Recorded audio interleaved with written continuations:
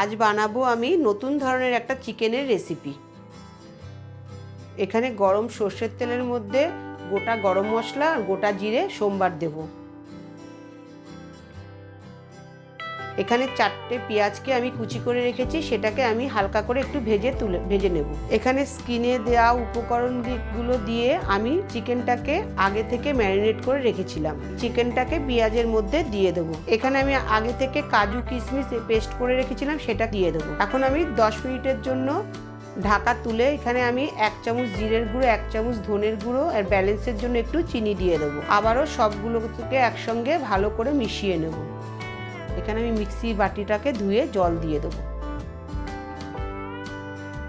এখানে 3-4টে কাঁচা লঙ্কা আমি কুচিয়ে রেখেছিলাম, সেটাকেও আমি দিয়ে দেবো। দিয়ে ভালোভাবে নাড়াচাড়া করে নেব। এবার নামানোর আগে আমি কিছুটা গরম মশলা দিয়ে একটু ভালোভাবে নাড়াচাড়া করে আমি গ্যাসের ফ্লেম বন্ধ করে দেবো।